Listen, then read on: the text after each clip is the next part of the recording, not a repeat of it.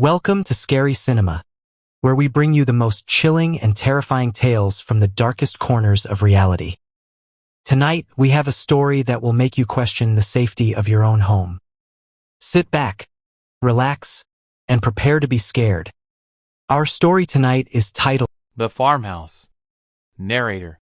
In the fall of 2006, Sarah and her husband, Tom, moved to a small town in rural Ohio. They had recently inherited a large, old farmhouse from Tom's uncle, a man he barely knew. The property was isolated, surrounded by acres of dense woods, with the nearest neighbor miles away. For Sarah, it was a dream come true. She had always wanted to live in the countryside, away from the chaos of the city. But Tom was more apprehensive. Something about the house unsettled him, though he couldn't put his finger on it. The farmhouse was a relic from another time, with creaky wooden floors, peeling wallpaper, and a basement that seemed to have been untouched for decades. Despite its age, it was in good condition, as though someone had been maintaining it, though there was no record of anyone living there for years. The first few days in the farmhouse were uneventful. Sarah spent her time cleaning and decorating, while Tom worked from home. But as they settled in, strange things began to happen. It started small. Doors that they knew they had closed were found open, lights flickered on and off, and they occasionally heard faint footsteps in the halls at night. Tom tried to brush it off as the quirks of an old house, but Sarah couldn't shake the feeling that they were not alone. One night, about a week after they moved in, Sarah woke up to the sound of footsteps coming from the hallway outside their bedroom. The sound was slow and deliberate, as if someone was pacing back and forth. She nudged Tom awake. "Sarah?" "Tom, do you hear that?" she whispered, her voice trembling. Narrator. Tom listened, and sure enough, he heard the footsteps too. He grabbed a flashlight from the nightstand and quietly got out of bed. As he opened the bedroom door, the footsteps stopped. He shone the light down the hallway, but there was nothing there, just the long, empty corridor leading to the other rooms. Tom stepped into the hallway, his heart pounding in his chest. The house was eerily silent, the only sound the creaking of the floorboards under his feet. He checked each room, but they were all empty. As he returned to the bedroom, he couldn't shake the feeling that someone had been watching him. The next morning, they decided to investigate the history of the farmhouse. They drove into town and spoke with some of the older residents. Most of them were reluctant to talk about the house, but one elderly man, who had lived in the town his whole life, finally told them the story. Elderly man. "The farmhouse was built in the late 1800s by a man named William Granger," he began. "He lived there with his wife and 2 children. For a while, they were happy, but then things started to go wrong. William became obsessed with the idea that the house was cursed, that something evil was living in the walls.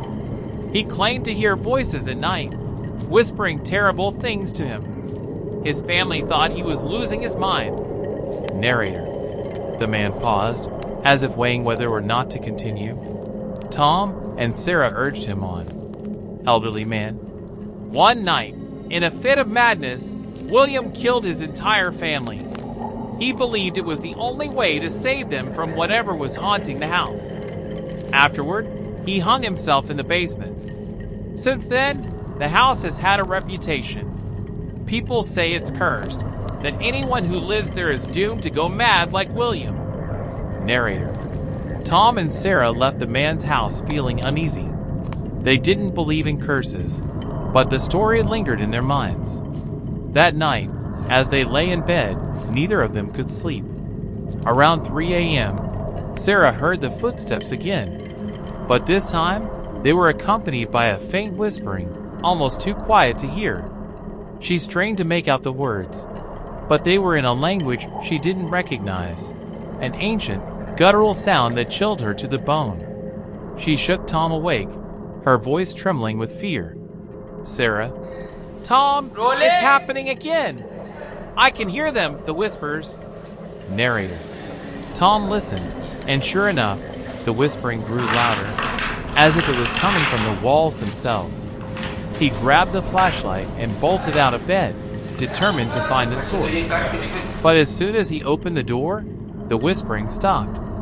They spent the rest of the night huddled together, too terrified to move. The next day, Tom decided to investigate the basement, the place where William Granger had ended his life.